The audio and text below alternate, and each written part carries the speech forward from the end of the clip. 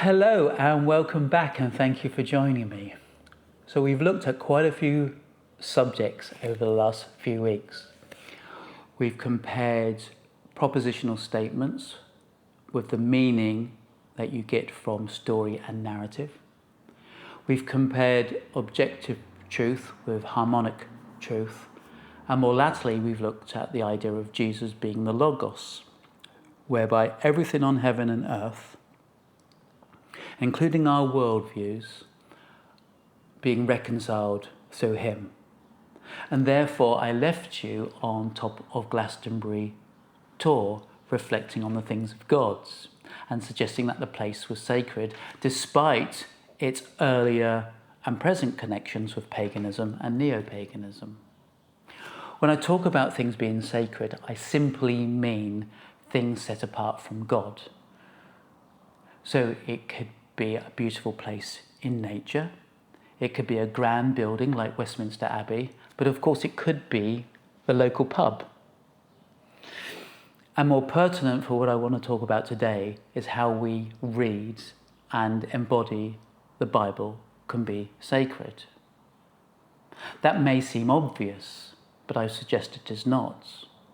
Because whereby all things can be, because of Jesus' reconciling work, can become sacred, they also can become ordinary and disenchanted if we move the idea, the reality of a relational God from them. If we do that, they can become very ordinary and sterile indeed.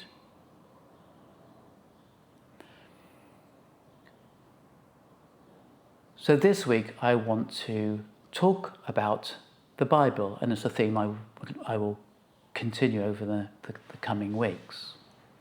And I particularly want to think about how it is classified as a collection of writings.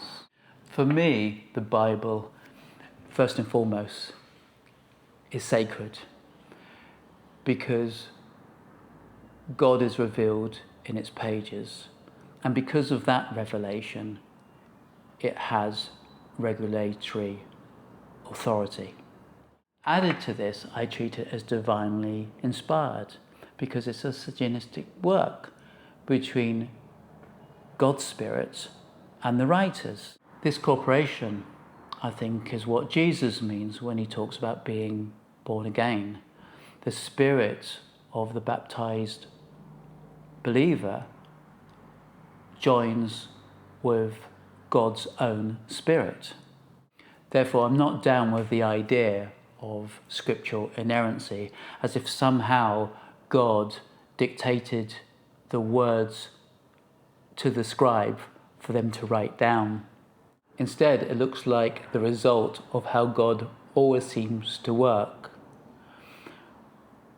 where the perfect God uses weak and fallible humans to reveal his divine character. It is quite an incredible idea. Therefore, when I speak of the Bible having divine authority, I must also at the same time be conscious of a couple of issues. One, the writers quite often wrote their accounts after, sometimes decades after, the story had been shared within a particular community. I've mentioned the strength of storytelling before, but I will do so again later. It's just not something that we should be concerned about, but we should revel in and join in with that story.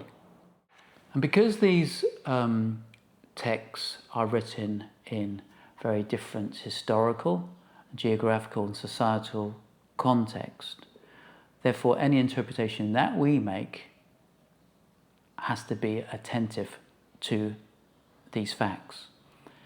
And likewise, we must be aware that we too have our own biases, positive and negative, because we are also shaped by our background and experiences.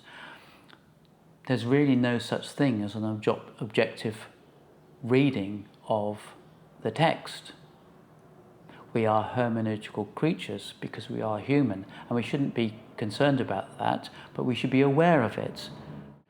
I would talk more about interpretation next time, but to close today, I want to give an example of how it is very difficult to read anything in Scripture completely objectively. And therefore, please allow me to put my glasses on, because I want to share a short piece of Scripture with you. And it is the parable of the mustard seed. He put before them another parable. The kingdom of heaven is like a mustard seed that someone took and sowed in his field. It is the smallest of all the seeds. But when it has grown, it is the greatest of shrubs and becomes a tree, so that the birds of the air come and makes nests in its branches. Western interpretations of this parable has two main thrusts.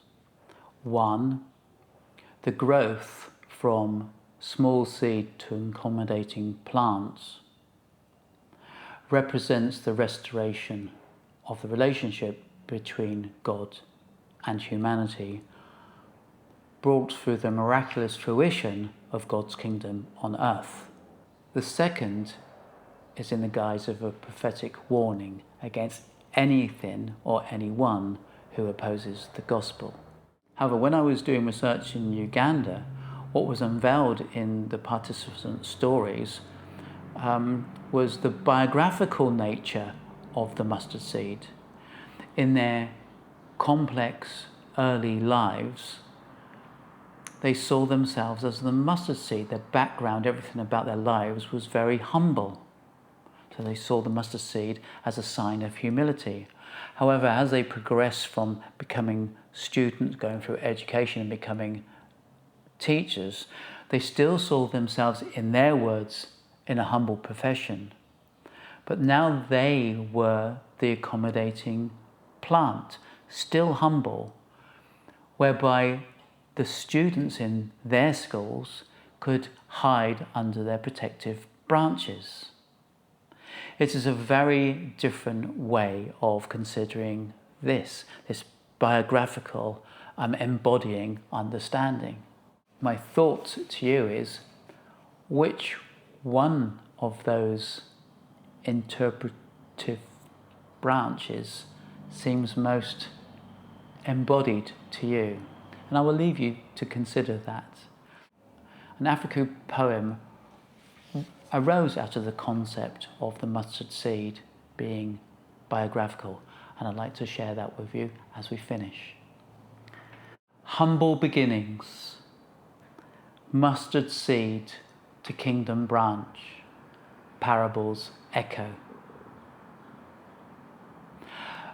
If you have any questions about the Bible or how we read it or interpret it or anything that I've said over the last few weeks, please drop me a note and I'll try and address it next time. But otherwise, we are diving in a Red Sea next week. I will try and record something for you from there. Otherwise, I will see you in perhaps 2 weeks. You look after yourselves and see you next time. Bye.